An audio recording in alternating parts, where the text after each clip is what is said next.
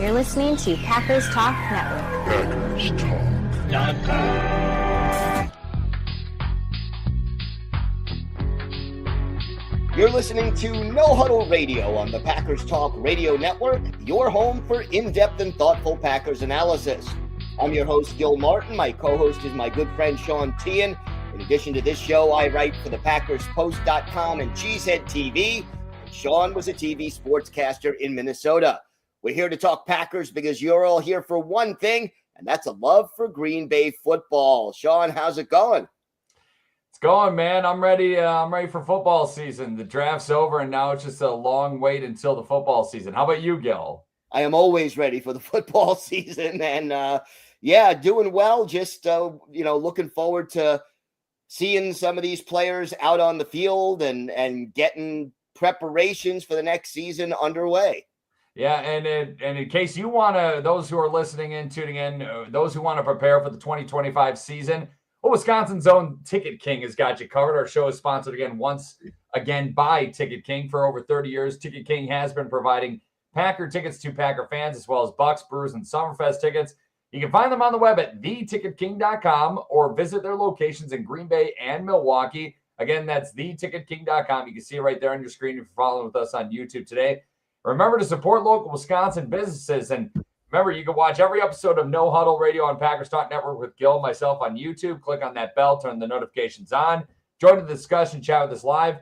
Love to see and talk about the comments coming our way. And yeah, we can't wait for football season, Gil. And it's someone who it seems like also wants to get back on the football field. And he doesn't really have too much control of the situation. He can only work a little hard to get back on the football field as Christian Watson, who tore his ACL, obviously, in that regular season finale against Chicago. Non-contact play. You just kind of knew it when it happened, when he was trying to break out of a cut.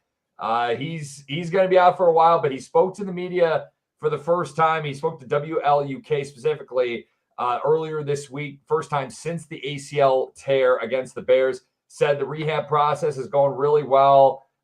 He's in a really good spot. Matt LaFleur was also asked about Watson's progress this week and said he's been outstanding and he's working hard. But Gil, I mean, the big question with Christian Watson is we know how talented this guy is. We know how important he is, but the Packers are usually going to take the safest precautionary measure when it comes to bringing a guy back from injury. Should the Packers expect Christian Watson to be ready to play in 2025, fresh off that ACL in January?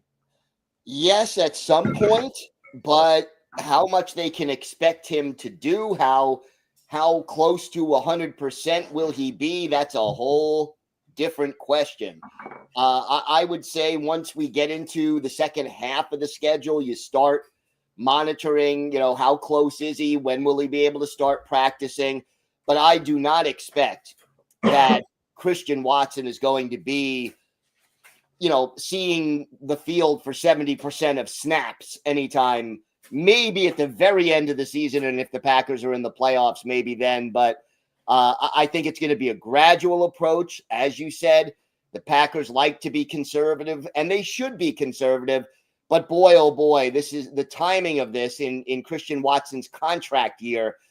Ooh, there's a lot of unanswered questions right there right now. Yeah, and it's a bummer because when he's healthy, I feel like he's definitely the best receiving threat on this football team. You're talking about a guy who's 6'4", he's 210 pounds, but the injury bug has been a problem for him in his career in the NFL. He's had the hamstring issues.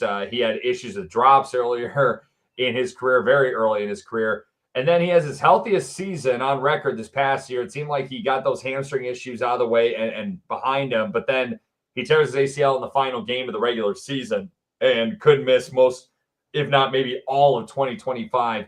And with Watson, though, the thing is I look at guys like Elton Jenkins and Rashawn Gary. Those guys had ACL tears, but they were able to come back. Rashawn Gary, he was back on the field, in week 2, week 3 the following season after he suffered an ACL tear in November the previous year.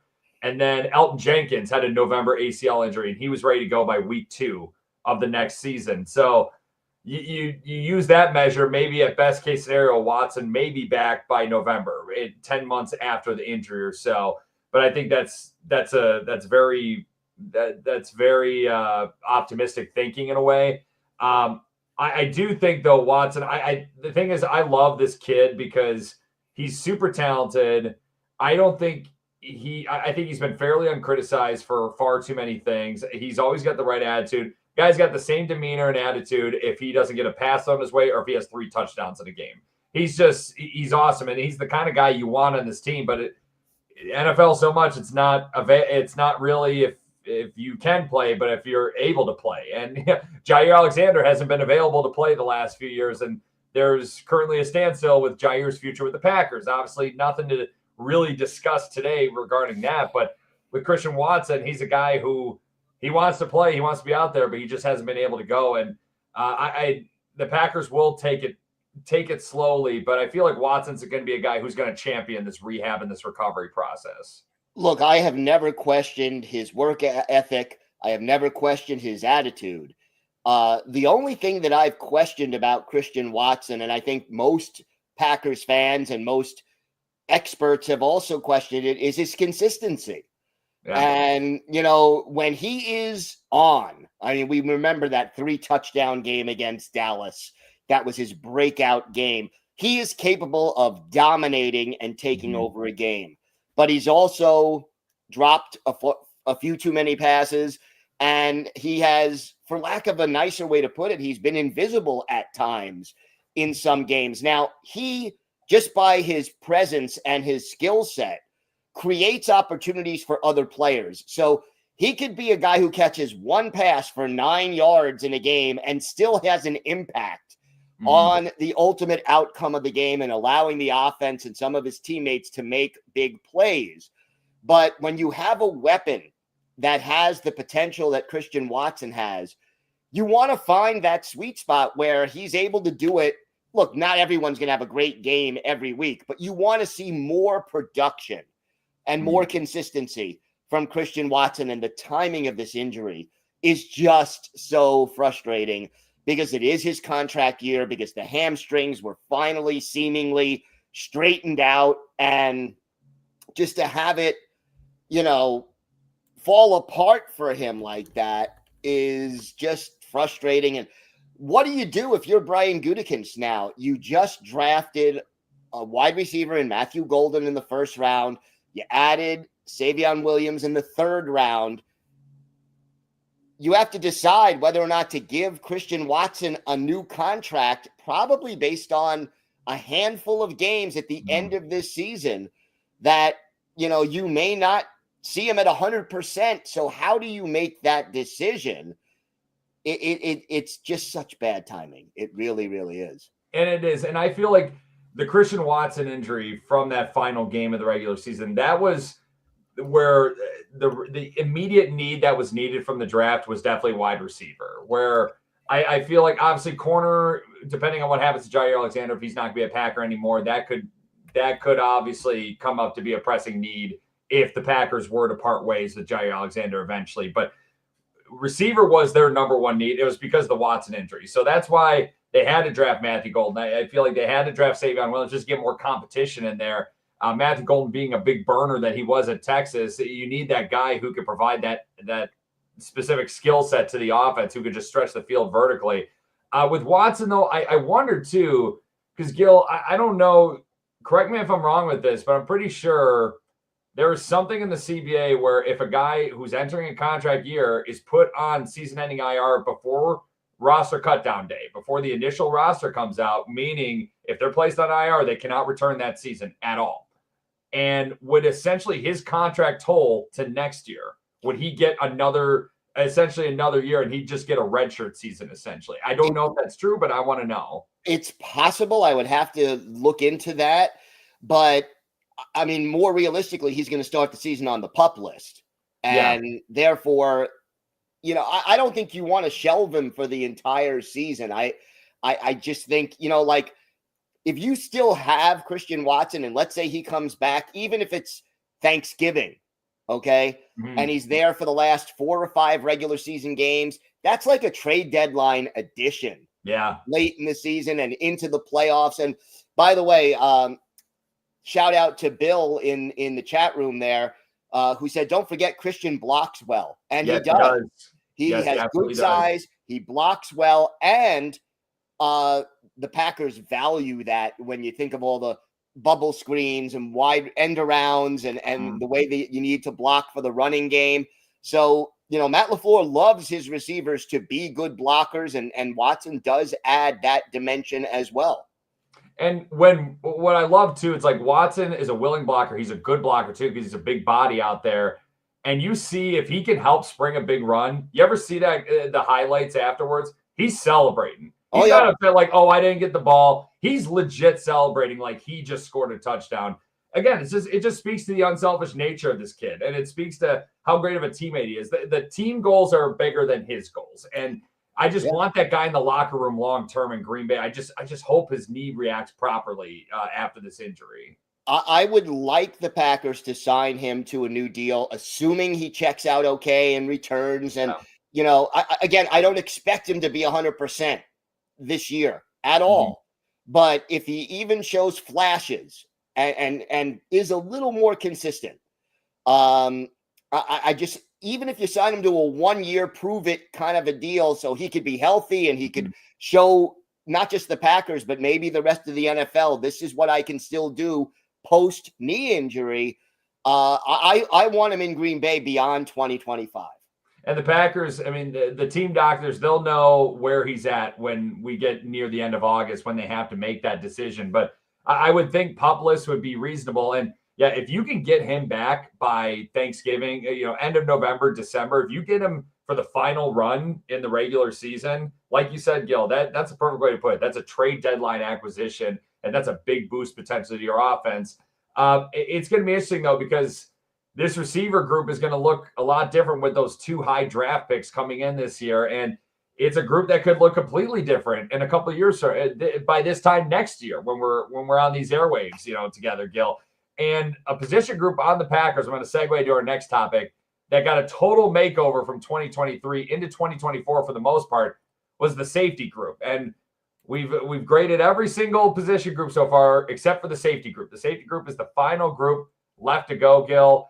And this is a group that overall played pretty well. They definitely improved from 2023. 2023, you saw Darnell Savage leave. You saw Jonathan Owens leave. You saw Rudy Ford leave. You saw Anthony Johnson was a surprise cut right before camp after 2024 training camp ended. So let's start out, though, with Zane Anderson, backup safety. He's actually a former Super Bowl champion with the Kansas City Chiefs. 16 games played this year, primarily playing special teams, but he did get some run at safety because of injuries to Evan Williams and Javon Bullard, who we'll get to in a bit. 16 total tackles this year, 2 pass deflections, and an interception. Had to play a few games at safety in a key role due to those injuries, and he held up just fine, Gil, in my opinion. And it's crazy because Zane Anderson was the only holdover in the safety group from 2023 into 2024, which is that wouldn't have been on my bingo card for sure. Gil, what's your grade for Zane Anderson from 2024?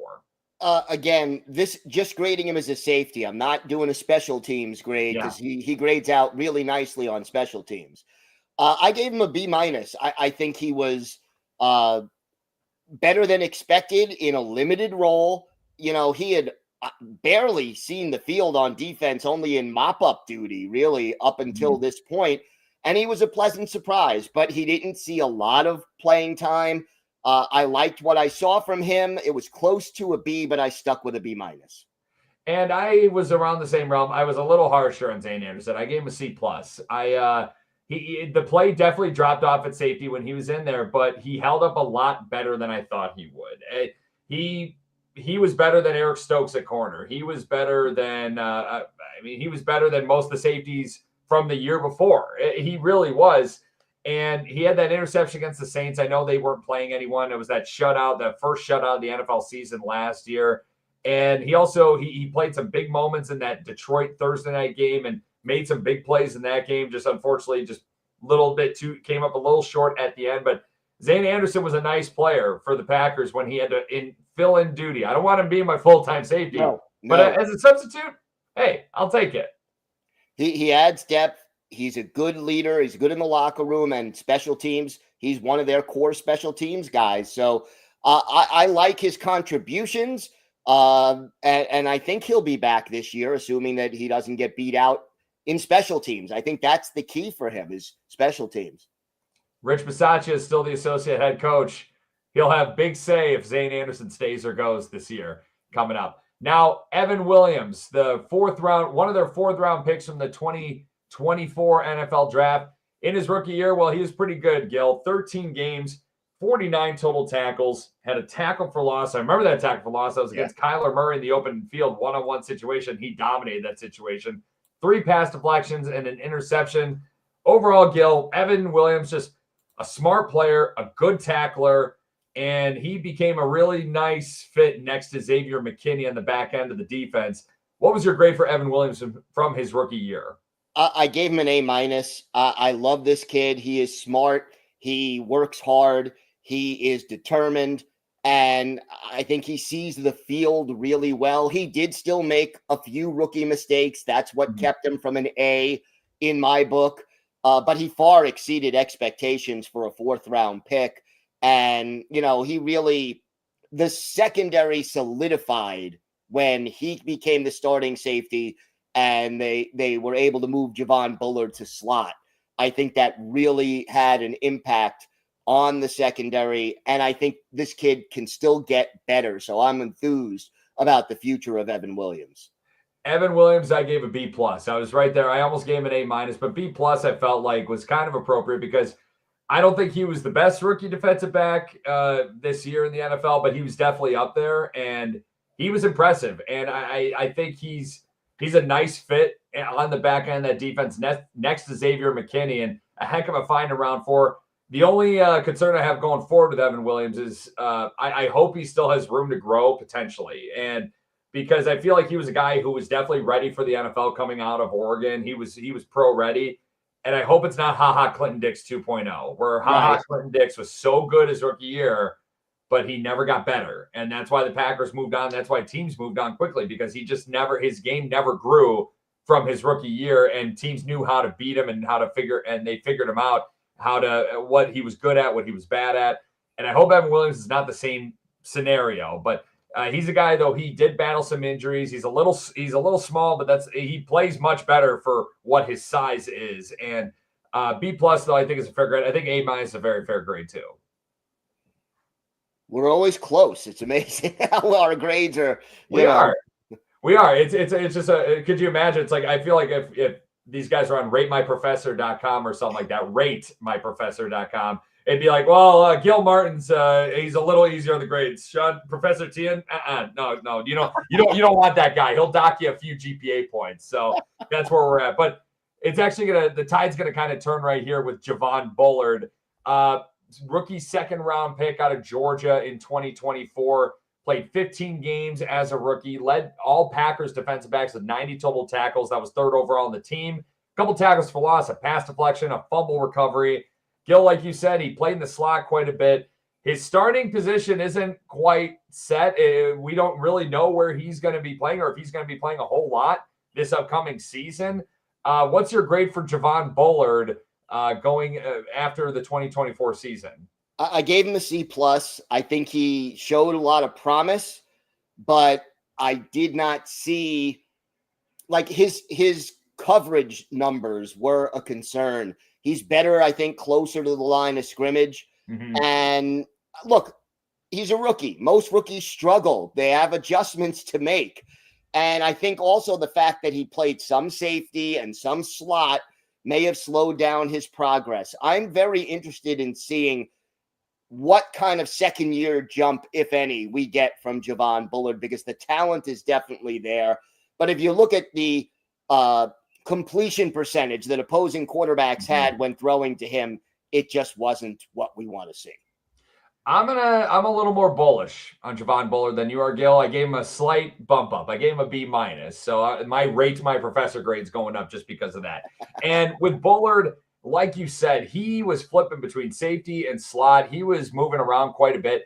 And for a rookie, for any NFL player, that's really difficult, especially for a rookie, a guy in his first year in the NFL. I mean, it was a tall task for him, Gil. And that's where I think he did the best he could. I think it was just kind of an impossible situation at times for him. But I do think he needs to perform better. I think he's very, like you said, he's very good close to the line of scrimmage. He's a willing tackler. He's a good tackler. I hope Jeff Hafley, I think Jeff Hafley is a smart defensive coordinator. I think he's the right guy to be running an NFL defense, especially in Green Bay, because I think he's going to be a head coach in the next couple of years. Hopefully he's around Green Bay a little longer than a couple of years. But if Jeff Hafley is smart, he's going to make sure Javon Bullard is close to the line of scrimmage more often than not. And that was the big mistake by Mike Pettin and then by Joe Barry, was not putting Darnell Savage close to the line of scrimmage, where he was a speeding bullet. He was so much better when he was in the middle of the play, up at the line of scrimmage and everything. And Javon Bullard, I feel like, is a similar kind of player. And you have a guy you have a couple guys who can play deep as safeties, where you have that luxury of moving him closer to the football and having him closer to the football. But I just think it was a very tough situation with all the injuries and all the flipping and flopping that he had to do position-wise, where I think B-, that was the grade I was at, in my opinion, because I think there is talent there, but it was just kind of a tough situation for him last year. It was a tough situation, and I think he handled it pretty well. I just want to see that completion percentage number come down a little bit. Oh, 100%. Yeah, it seems like Jeff Hafley's defense, it's so much, and this is how most NFL defenses are, where it's so much of just giving the offense, the offense taking what is being given to them. We're keeping everything in front, doing shell coverages and everything like that. So you're going to see high completion percentages moving forward. That's just kind of the staple of the NFL defenses in general. And so maybe there's something to do there. But yeah, you'd like to see him do a little better, I agree, in pass coverage. Lastly, Gil, we have Xavier McKinney appeared in every game in his first year with the Packers. And he was just flat out incredible, man. Just an incredible addition to this team after the Packers signed him away from the New York Giants last offseason. 88 total tackles, had a sack, 2 tackles for loss, 11 pass deflections, 8 interceptions. That was second in the NFL behind Detroit's Kirby Joseph. Opposing quarterbacks had a 78.5 passer rating when he was targeted. First team All-Pro. Probably the best safety the Packers have had, deep ball safety, since Nick Collins. And that's not just throwing a name in there, man. That's pretty heavy praise, because I think Nick Collins is on his way to the Pro Football Hall of Fame if he stayed healthy. Xavier McKinney, what a first year, and quite a lot to live up to if you're an incoming free agent in Green Bay in the future. What grade do you give Xavier McKinney? Well, I gave him an A+ because I can't go any higher. Yeah. I mean, what did this guy not do that you wanted him to do? I think expectations were high and he exceeded them. So I just love what he did. He showed leadership. He's very, very smart. Quarterbacks weren't throwing deep on the Packers to avoid him. And he had interceptions in each of the Packers' first 5 games. And the reason it slowed down is because they stopped throwing to him. So I just love what he brought to the team. And he also, what he brought that I really, really liked, he was hungry to win. After struggling with the New York Giants for the first few years of his career, he desperately wanted to be in a winning locker room with a winning culture.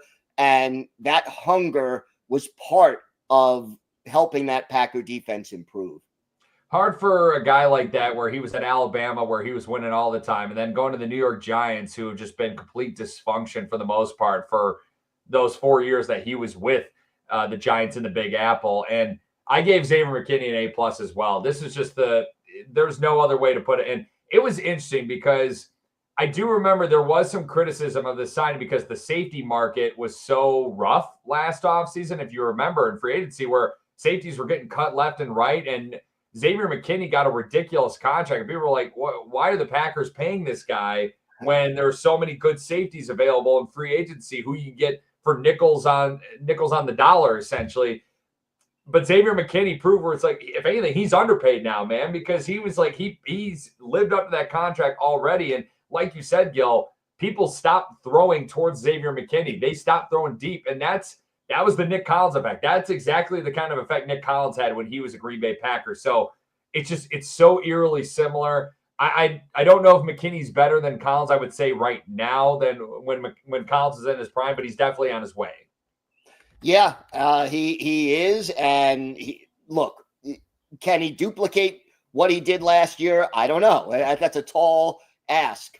But boy, even if he's 90% of what he was last year, that's still a Pro Bowl player, if not still an All-Pro player. And I just love what this guy brings to both on the field and in the locker room. 90%, I'd say 50%. You gave me 4 interceptions, man, and you hold opposing quarterbacks to a low passer rating. Be my guest. Hey, man, that's an all-pro. Yeah. That's an all-pro to me again. So it's just a tremendous player, tremendous addition to this team, and still very young. He's what, 25, 26 years old. So 26, yeah. You can tell why Brian Gutekunst wanted to pony up a lot of money for this guy, because it was very clear. It's like, yep, this guy will make our team better. And he was obviously the headline of the safety group this year, and the whole makeover to the whole safety room in general, and just a really bright future. You just hope that Javon Bullard and Evan Williams can continue to grow behind him, learning from Xavier McKinney, and this safety room could be pretty dynamic moving forward. It's amazing. Entering last season, safety was the biggest question mark on the roster. Yeah. And by the end of last season, it may have been one of the deepest positions on the roster. Yeah, not a lot of question marks there for sure. A couple safeties who did get some action for the Packers this year: Ketan Oladapo, rookie 5th-round pick out of Oregon State, and Omar Brown. Both got incomplete grades. Oladapo, he appeared in 9 games, but only 68 total snaps on defense. He had some injury issues during the offseason last year, was really behind the 8 ball from the jump. And then Omar Brown appeared in only 2 games, 8 total snaps on defense. So we didn't think it'd be very fair to give them a grade. So we'll give him a pass. But Ketan Oladapo is actually a guy that I think is an exciting player. It's just the injury issues are a bit scary. That's why he was drafted so late in 2024. So that's another guy who could add some very valuable depth to the Green Bay Packers secondary. I hope we see some more from him this year. And again, it's a good, solid, deep group, and I'm looking forward to seeing this unit again in 2025. Gil, before we wrap up with some trivia, what articles do you have coming up on Packers Post and Cheesehead TV? On the Packers Post, I took a look at some of the position battles coming up in training camp, starting position battles, not talking about, making the roster or not making the roster. So I picked out the top 5 and broke that down. And for Cheesehead TV, I took a look at the 2 most recent first-round picks before this year. Will Jordan Morgan and Lucas Van Ness win starting jobs this year? Hey, that's my eyes are going to be glued to that O-line competition and definitely the receiver competition in training camp. But should be good. That's what Brian Gutekunst wants, man. That's what Matt LaFleur wants. They want competition. The cream will rise to the top, and that's the way it's going to go, and it's going to be an intriguing training camp and a fun preseason to watch. And for those who aren't crazy about preseason, maybe there's something a little more value to watch this upcoming summer. Gil, you ready for some trivia? I am ready for some trivia. All right. Well, the NFL draft, it's been over for a couple weeks now, but Gil, you're gearing up for a big draft at the end of June. For those who may not know, outside of his Packer duties, Gil also covers the NHL's New York Islanders. The Islanders, Gil's Islanders, won the NHL draft lottery this past week. They're officially on the clock. They'll make the first selection in this year's NHL draft.